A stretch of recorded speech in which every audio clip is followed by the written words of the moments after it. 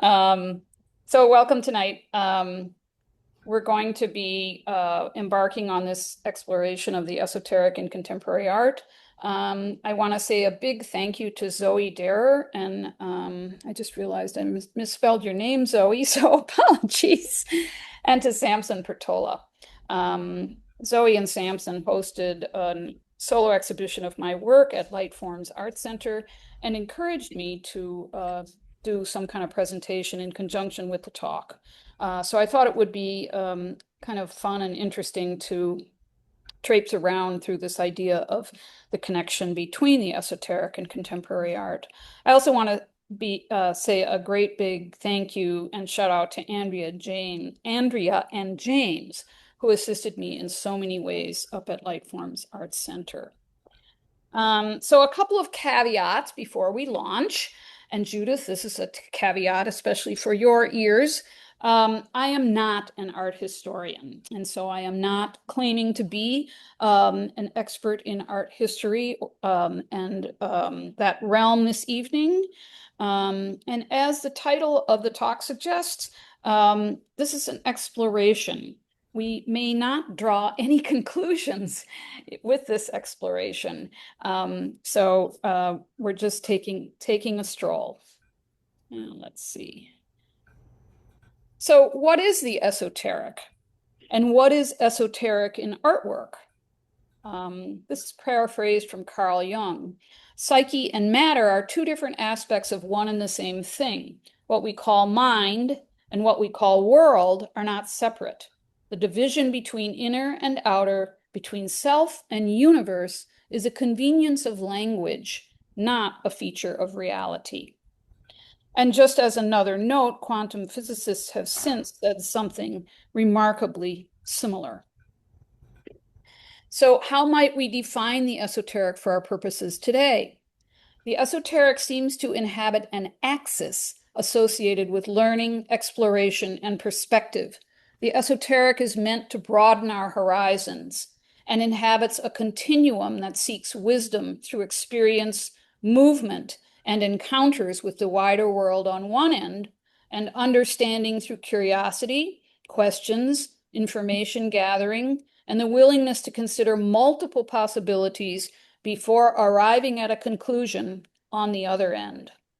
Engaging with the esoteric encourages a shift in perspective, expanding our worldview by venturing beyond the familiar and inviting us to examine the assumptions, narratives, and ideas that shape how we see the world in the first place. These are not my words. These are the words of Kristen Hudson of Substack. She writes a column called The Paganista, and her words framed my thinking here in a discussion about the astrological periods of Sagittarius and Gemini. When I read her description of these astrological periods, I simply lifted her text and altered it to generalize the framing toward an exploration of esoteric phenomenon. You can find her full text at that link. And if I am competent enough at the end, I will copy that link into the chat for you. Okay. So the dictionary defines esoteric as something understood by or meant for only the select few who have special knowledge or interest, something that is recondite, something belonging to the select few, something private, secret, confidential, and of a philosophical doctrine or the like, intended to be revealed only to the initiates of a group. Contemporary artwork might feel like that, might feel like all of the above to someone who may be experiencing it for the first time. But let's look more closely. So I'm offering the following few slides as a grounding in visual language connected to the esoteric.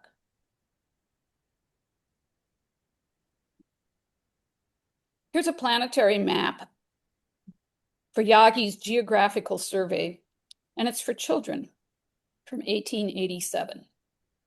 Maybe this is the occult of the circle. Another idea, perhaps, is a map of the sky, necessarily esoteric.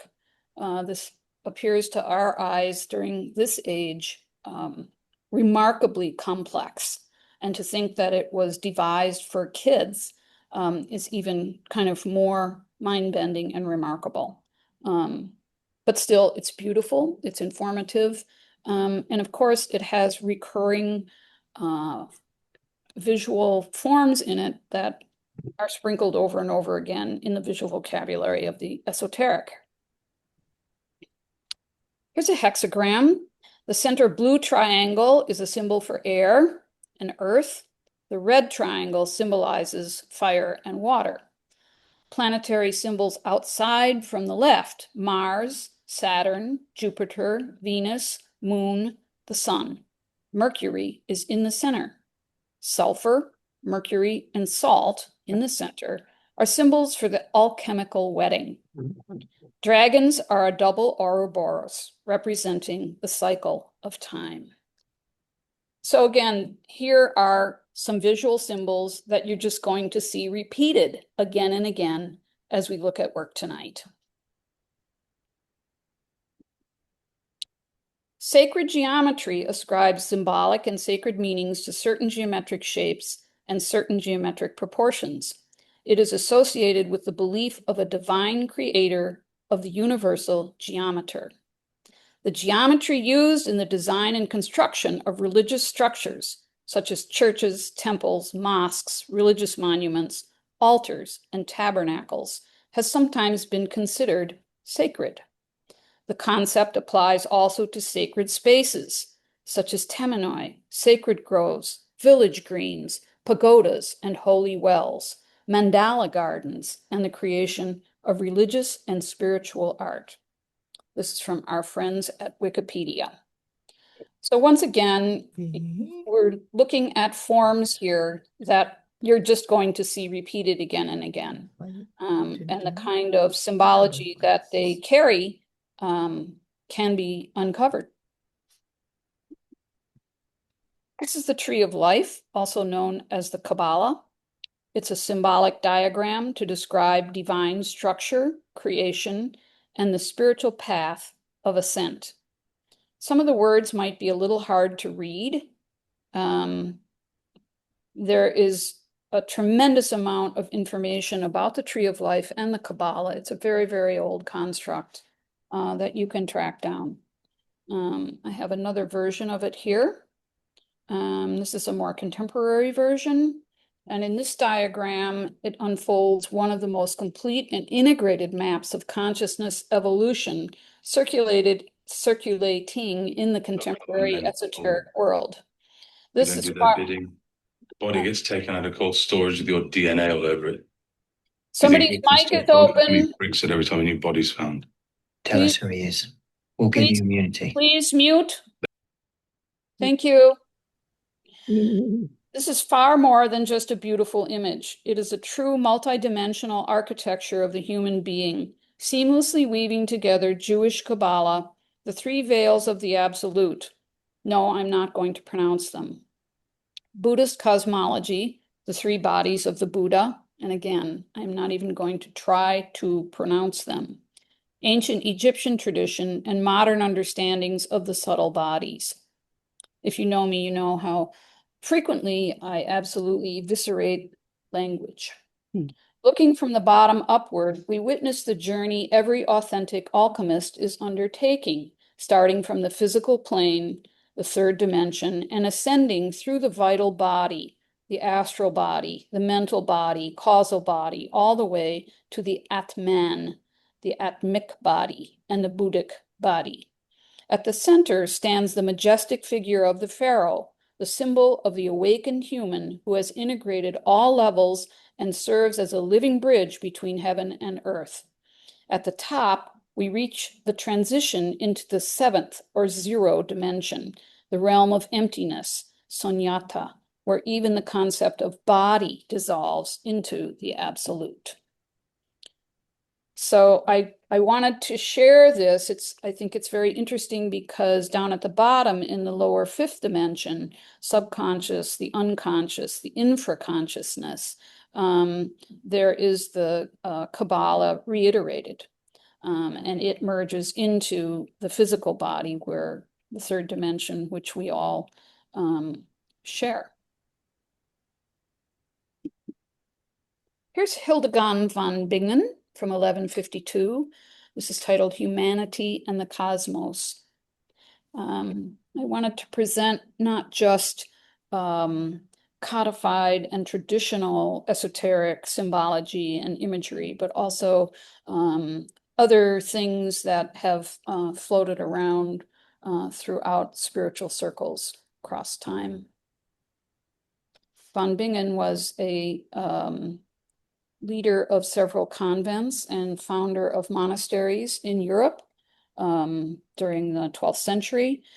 She was a musician, created beautiful vocal scores. She did beautiful visual art, and she organized tremendous women-centric communities wherever she created her monasteries. This image represents one of the most sophisticated symbolic formulas in Western esotericism, the birth of the consciousness through the occult fire. The veiled figure is not an entity, but an initiatory principle, the vessel of inner transformation. The absent face, replaced by flame, and the Hebrew word hava, meaning Eve or living life, suggests a central concept of spiritual alchemy. The ordinary identity may dissolve in order for the original spark to emerge. The two pillars, one black and one white, immediately evoke Boaz and Jachin from the Templar and Kabbalistic traditions, the cosmic polarities that uphold the inner temple, severity and mercy, matter and spirit, unconsciousness and intellect. The most important detail is the pomegranate in the background, an ancient symbol of initiatic knowledge, metaphysical fertility, and the fragmentation of the soul. In many Hermetic traditions, the pomegranate represents the human mind, outwardly singular, yet internally composed of countless seeds, desires, memories, identities, and latent possibilities. The fire at the center does not destroy. It separates the essential from the superfluous. So again, I'm just encouraging your eyes to grab onto some of this. The symbology may not all be decoded, but the forms will carry across and you will see things rhyming, repeated, referenced in many different ways and shapes as we go on our little journey. So today I'm offering 8 sketches of contemporary esoterica. Each artist's work here suggests a different pitch or angle of the esoteric conundrum. The esoteric tradition aims to walk us through the wilds of matter, energy, consciousness, the inner, the outer. We walk along, and like all good metaphors involving wild places, things happen. We might encounter wild creatures, our own fears, trepidation may get us lost. Or not. So we're starting off with Deborah Barlow's work. And I reference it with these two ideas. The numinous, something surpassing comprehension or understanding, something mysterious, and something nascent, something beginning to exist or develop.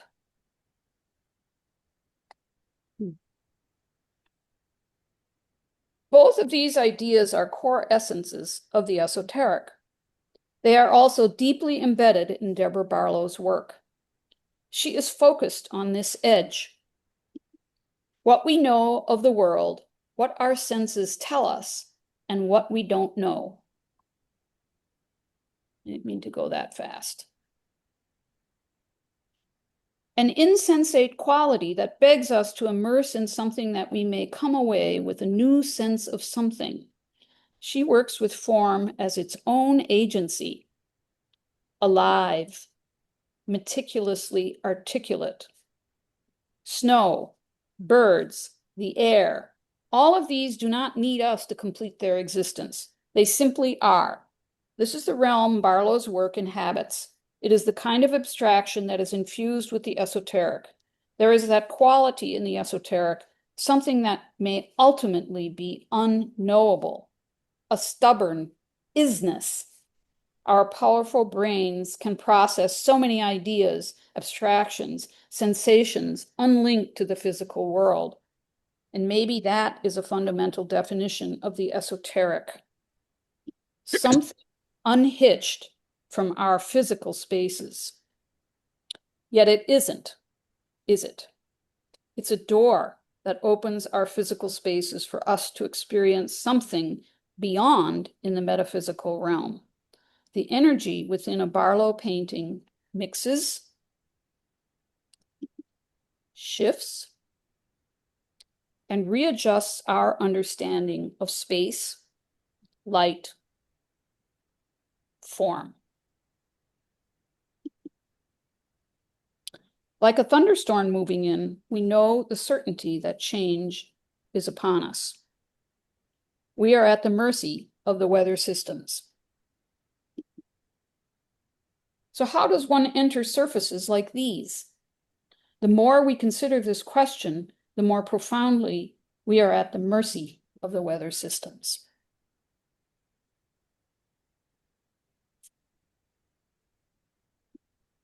Can we use the label energy to describe these surfaces?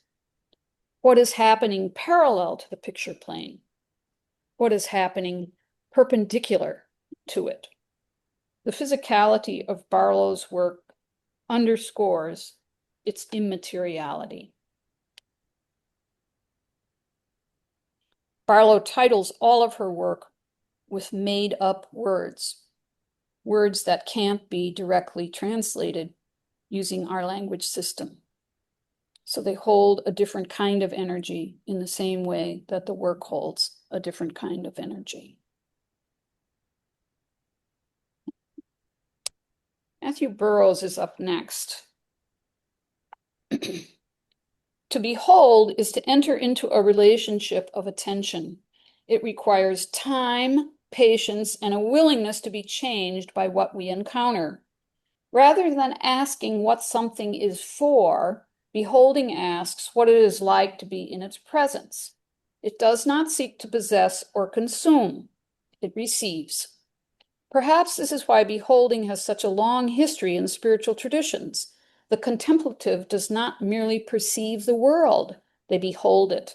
They linger before a landscape, a text, a prayer, or a painting until it begins to disclose itself. In that moment, the relationship subtly changes. We are no longer simply looking at something. We find ourselves being addressed by it. This strikes me as increasingly difficult in a culture organized around speed and utility. The systems that shape our attention depend upon rapid perception. They reward reaction rather than reflection, certainty rather than curiosity. We scroll, assess, approve, condemn, and move on. Everything becomes content. Nothing is allowed to become presence. Perhaps this is why beholding has such a long history in spiritual traditions. Burroughs is a powerful voice. You can find him on Substack. He is taking the time to be explicit about many of the nuanced aspects of art making and art experiencing that we know internally, intuitively, when we encounter good work. The voice of form is a phenomenal presence. It's not a singularity of color or shape. It's the poetry of the language. This is esoteric conversation at its finest. The layering present in Burroughs' work is a conversation linked into layers, rhythmic pushing, pulling, rhyming, meandering. He often works on surfaces that are incredibly tactile, burlap, as coarse as it can be, taking paint in. That's actually this previous painting here. I chose this small painting, I actually copied it off of his website, because I feel like it really sums up Burroughs' internal conversation that he carries on as he makes a painting. I love this quote: craft matters because it is where thought becomes embodied. It is where feeling acquires form. An accomplished painting is not simply well made. It carries weight and lightness, certainty and hesitation, clarity and ambiguity. It invites us into a relationship rather than announcing itself to us. And in this painting especially, you feel those things. You can see them happening before your very eyes, where he has considered weight, where he has considered lightness, where he has considered hesitation and certainty, where he has clarity, where he allows ambiguity. These things live in his work and breathe deeply throughout it.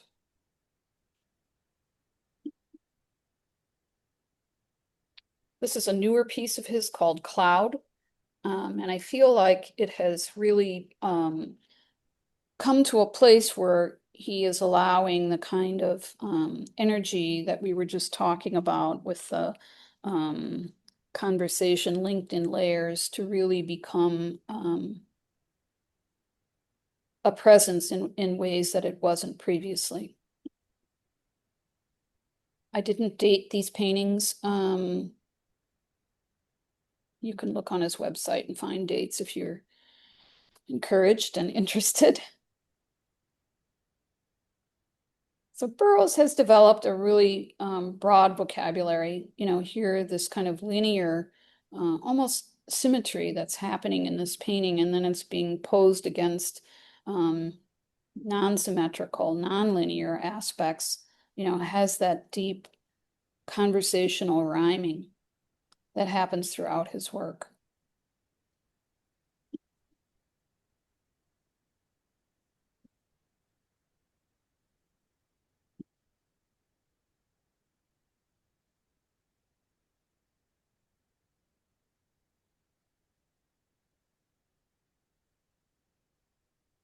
Alison Cuomo has named one of her paintings force majeure, which is an irresistible force. It's something that cannot be anticipated or controlled. You who let yourselves feel, enter the breathing that is more than your own. When you step into an Alison Cuomo painting, when you slow down and enter that beholding space, your breath presents itself as though it just began. The automatic in and out becomes something else. Yours, hers, that of the world. Let it brush your cheeks as it divides and rejoins behind you. Blessed ones, whole ones, you where the heart begins, you are the bow that shoots the arrows, and you are the target. Fear not the pain. Let its weight fall back into the earth. For heavy are the mountains, heavy the seas. The trees you planted in childhood have grown too heavy. You cannot bring them along. Give yourselves to the air, to what you cannot hold. And that is our friend Rainer Maria Rilke, Sonnets to Orpheus 1, verse 4. Cuomo's work offers us a body of poetic metaphor, visual metaphor for the experiences common to all of us when we are outside in the natural world. And like the symbols that replace something literal with other references, her work embodies the esoteric principle of see what's there, not what you think is there. Everything we see, everyone we meet, is caught up in a great unseen flow. But it's bigger than that. It's the entire world, the entire universe, even. Allison's capacity to articulate the very real royal of energies we live with and within offers a there-ness that's beyond what our eyes take in.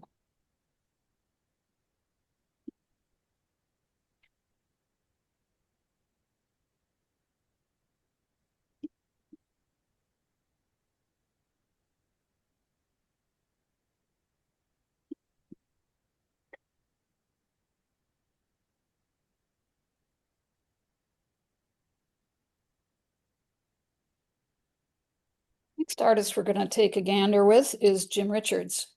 Phrases are sentences, but more than that, a sensing in the muscles, somehow in the pectoral muscles, in the taste buds, a move and a tensing, trying to pull the different thoughts together, holding on to a thought the way one tries to hold on to a dream as you wake.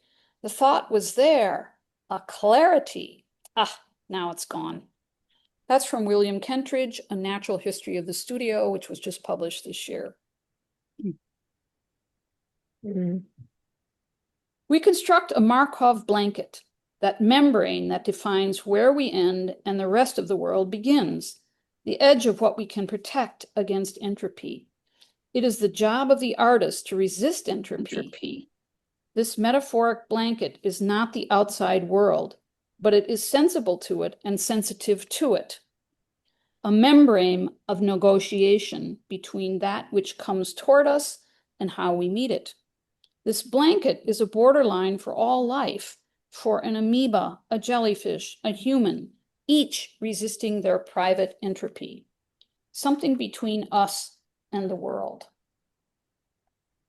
One must understand the artist as scavenger, half digesting other people's thoughts, taking scraps into himself. What is important here is the nourishment provided, the productivity of these metaphors, not their scientific correctness. In this case, I am held by the image of that unreachable center in our brain, thought, circling it. Again, that's words from William Kentridge, A Natural History of the Studio. This is a piece by Jim's that incorporates his interpretation of the sigil, which is a pictorial symbol used in ritualistic magic and supposed to have supernatural power. It's called Umbrella Sailboat. Jim Richards is amazed that any thought one of us might entertain can actually substantially be communicated to another of us. This fundamental amazement is at the core of his work. Like a Markov blanket, his work is esoteric in that it requires a certain access to a body of knowledge not common among the population. It requires a trusting conversation, a trading of concepts and understanding. It requires a direct, unfiltered perception. This, the common thread of the visual language.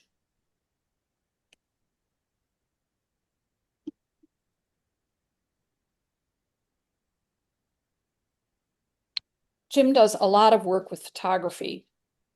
He's interested in that camera eye and how it records the world. And there are so many places that he has taken it besides a direct photographic representation. So this is printed on copper, and it's an infrared image to begin with from Ireland. So this combination of perception and how we're engaged with perception, what perception is doing to us, combined with this idea of communication about and around and through that perception, is kind of the core conundrum that his work circles around.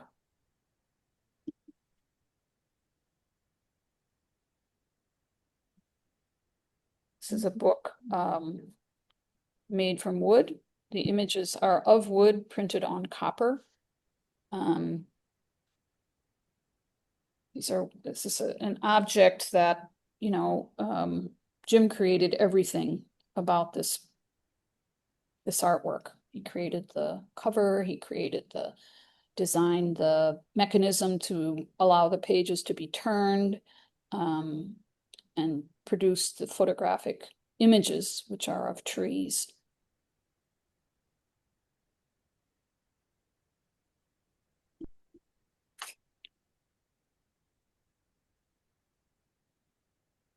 Kristen Reed works with sacred geometry. She has borrowed symbolic and sacred meanings to certain geometric shapes and certain geometric proportions. The look and elegance of her work belies an association with the belief of a divine creator of the universal geometer. She uses aspects of sacred geometry to explore the inner life connected to the outer, way outer, cosmologies being uncovered in the dark skies above us. Reed's canvases deploy exquisitely precise sacred geometries of circles, some of this knowledge in historical retrieval and exact linear intersections, clear guardians awaiting acceptance. These lines and two-dimensioned underlying and overlying geometries offer routes through ecstasy and the pilgrim's healing journey, connected and broken over a series of paintings, often almost a mysteriously drawn appearance on sensually arresting fields of color. These are the words of Charles Frederick, and it's a review of an exhibition called Presence of Mind. So Reed adopts sacred geometric constructs as a signpost in an idiosyncratic vocabulary that is essentially esoteric. Personally esoteric. So maybe you're wondering, well, what does that mean? What is something that is personally esoteric? So this is the part of the journey where the weeds have grown tall. Is there still a trail to follow? Not only that, are there ticks lurking? That phrase, personally esoteric, is a signpost as well. It may also be an oxymoron. This is what artists do.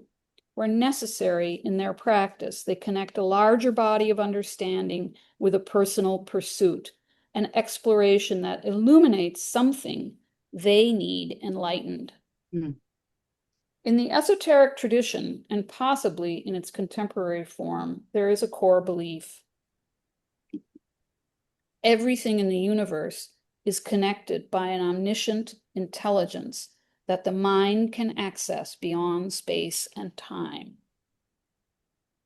Kristen is using sacred geometry, constructs of sacred geometry, selectively, carefully, and embedding them with a kind of personal code, a system of coding, where she can explore the kinds of private, personal things that she is concerned with through this external, also coded medium, sacred geometry.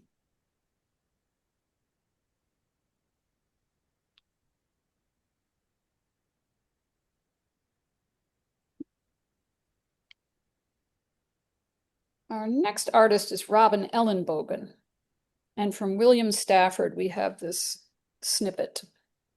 Great veers and swoops of air. By now, you will have noticed synergy among the images we've been examining. There is a recurrence of symbology, carefully chosen. There are rhyming and repetitions of the circular form, of cell-like structures mirroring the cosmic constructs astronomers share with us. In Robin's words, impermanence teaches me to look beyond the realm of seeing what is in front of me. Instead, I am inspired by the space between things, up close or very zoomed out. I use the tool of microscopy to consider the question, what am I really looking at? These explorations hold the paradox of the world in front of me and that which is interstitial, murky, and unexplored. And so finally, we come to another precept of the esoteric, which is the paradox, the conundrum. One thing is certain about paradox. It is not something to be figured out. In fact, the harder we try to solve the seeming contradiction, the further we get from insight. Determination is not our way in. A classic Buddhist story illustrates this point. A student asks a teacher how long it will take to master his teachings. The teacher replies, 10 years. But, the student promises, I will be the most diligent, dedicated pupil you have ever had. In that case, the teacher says, 20 years. That's from Kenti Wasi. And they continue. While logic often seeks clear, definitive answers, spiritual paradox offers a different path. It is a powerful tool designed to loosen our rigid attachment to logic and cultivate respect for uncertainty. By moving us beyond either or thinking toward a more integral both and perspective, paradox challenges the ego's need for strict categorization and simplistic or superficial meaning. It encourages a more reflective, contemplative, and expansive awareness. Ultimately, paradox helps us cultivate the humility and grace to honor life's mysteries, fostering a greater tolerance for abstraction and a deeper trust in inspiration. In both Ellen Bogen's work and the work of Lynn Myers, who we're going to look at in a minute, we notice this sense that each artist understands surface as an active field. Organza, graphite, monotype, pigment, oil paint, these are not just materials used to make an image. They are the place where the image thinks. That's a thought from Blackbird Rook. We can trace an art historical thread going back to abstract expressionism. The point there was not the personal, but an expression of the universal, and a new idea of the painting surface as a field. Fields are the most fundamental structure in physics. Something that continued well beyond the constructs of the fabric panel.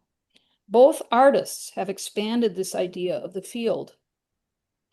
Both Robin Ellen Bogen and Lynn Myers treat the field as a metaphoric certainty, a great veering and swooping of air, energy, light, and form.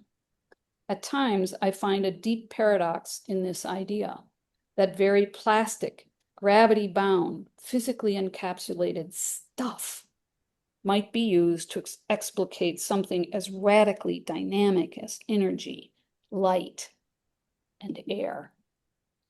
Can form do that? Yes, it most certainly can, and it does.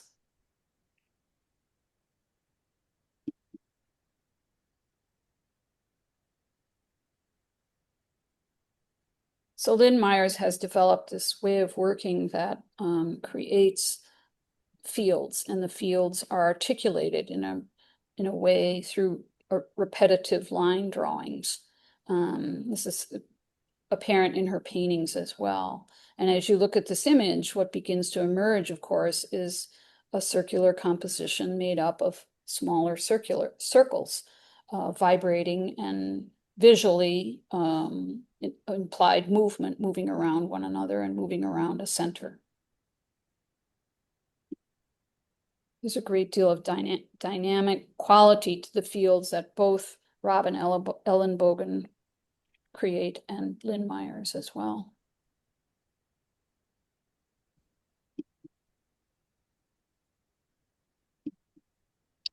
Our last artist we're going to look at tonight is Julio Mateo. He has produced a body of work called Metaphysical Paintings. There's no beating around the bush here. Our normal waking consciousness, rational consciousness as we call it, is but one special type of consciousness. Whilst all about it, parted from it by the filmiest of screens, there lie potential forms of consciousness entirely different. We may go through life without suspecting their existence, but apply the requisite stimulus, and at a touch, they are there in all their completeness. Definite types of mentality, which probably somewhere have their field of application and adaptation. No account of the universe in its totality can be final, which leaves these other forms of consciousness quite disregarded. How to regard them is the question, for they are so discontinuous with ordinary consciousness. At any rate, they forbid a premature closing of our accounts with reality. And that is William James.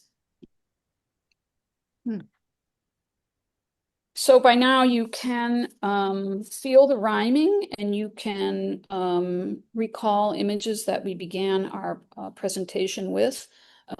This, of course, is a very strong image connected to the Kabbalah, to the Tree of Life.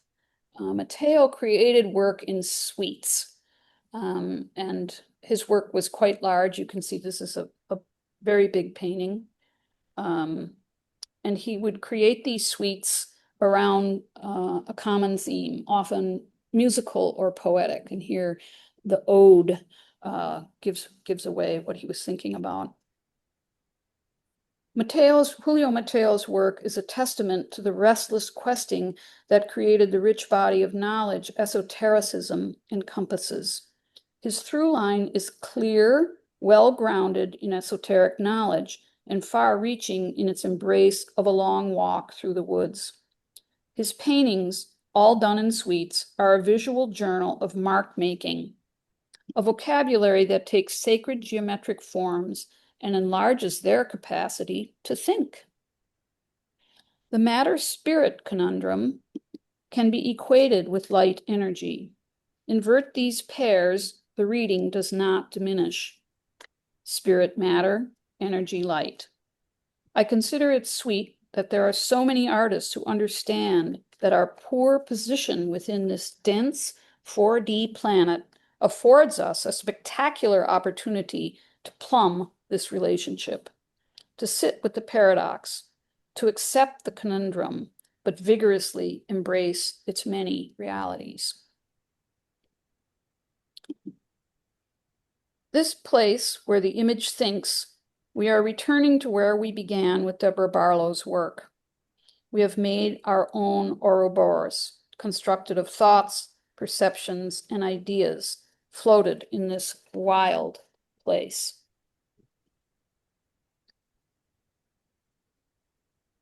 Julio's work offers a kind of reconciliation of opposites. I could say through the fire of inner transformation, but I have no idea if that's true or not. Julio passed away in 2008. He was too young, but left an incredible body of work.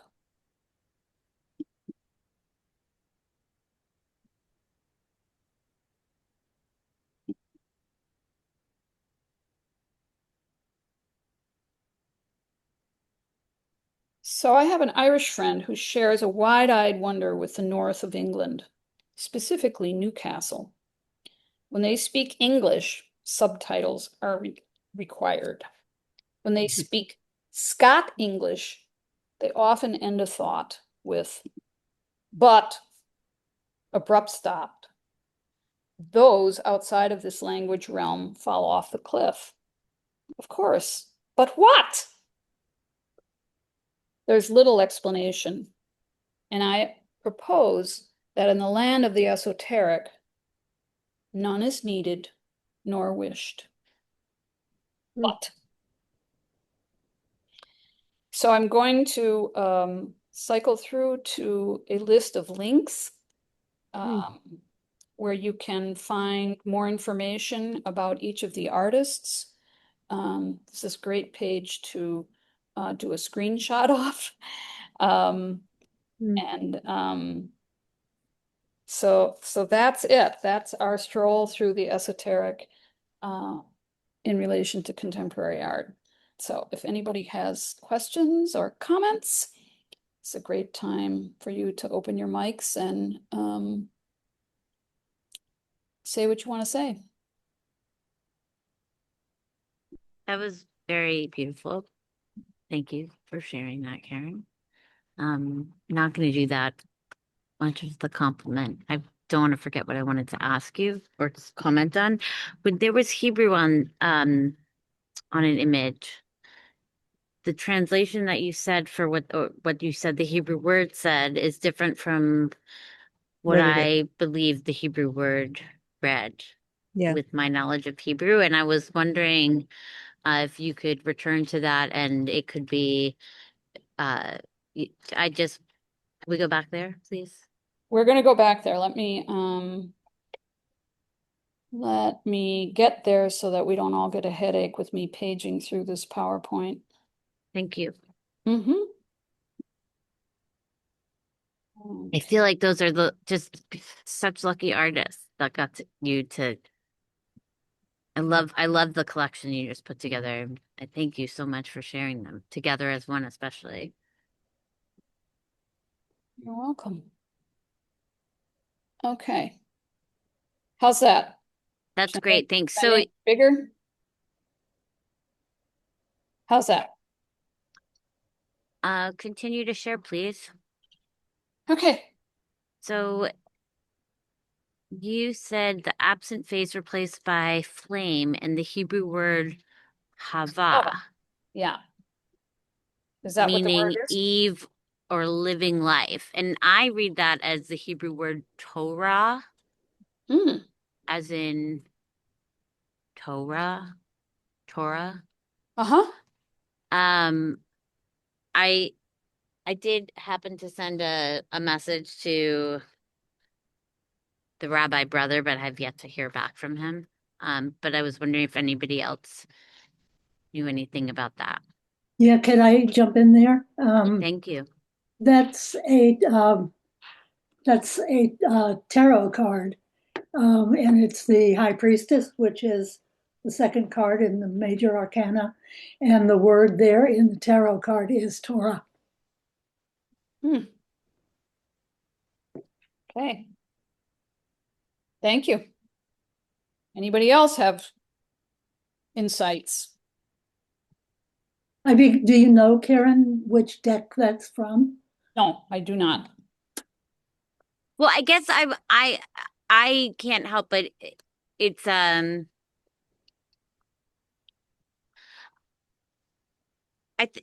just curious how where that translation that you wrote is from, like what made you write Hava there? Like who wrote that? So Or this explanation came with the image. Really? yeah.